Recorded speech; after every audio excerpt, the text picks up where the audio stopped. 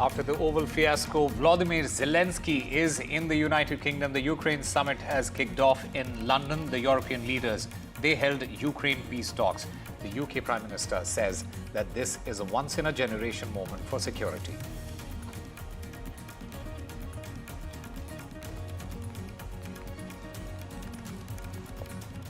All right, the Ukraine summit in London is currently taking place, and the UK Prime Minister, Keir Starmer, is briefing the media. Let's listen in. Thank you. Well, firstly, I had a very good bilateral meeting with Georgia this morning. We had the first bilateral brunch, I think, in the history of British-Italian relations. So that was a first. We get on personally very well. She's very clear, I don't want to speak for her, but I think her position is well known, that Europe and the US have to stand together and that bond must always be strong. So there's a huge amount of common ground between the way I see this and the way Georgia sees this, particularly the view that it is important for the security and defence of Italy, of Europe and the United Kingdom, that we work, as we've always worked, closely aligned with the United States. Thank you all very much indeed. Thank you.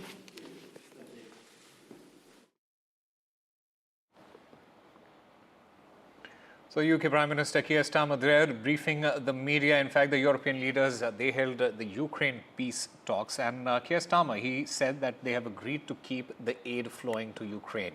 In fact, the UK Prime Minister, he has announced a £1.6 billion aid to Ukraine. Meanwhile, the Ukrainian President, Volodymyr Zelenskyy, he is also there in London for this crucial summit with the European leaders.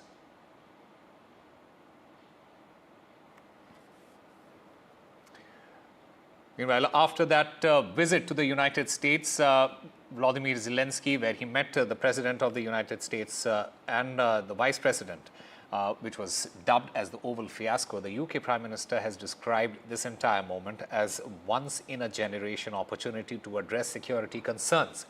The summit, in fact, aims to develop a joint action plan to bring an end to the ongoing war in Ukraine.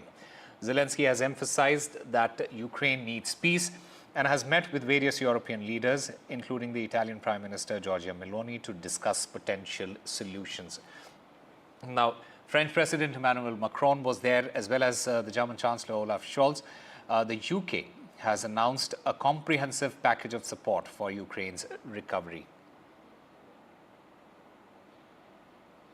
Cannot accept a weak deal like Minsk, which Russia can breach with ease. Instead, any deal must be backed by strength. Every nation must contribute to that in the best way that it can, bringing different capabilities and support to the table, but all taking responsibility to act, all stepping up their own share of the burden.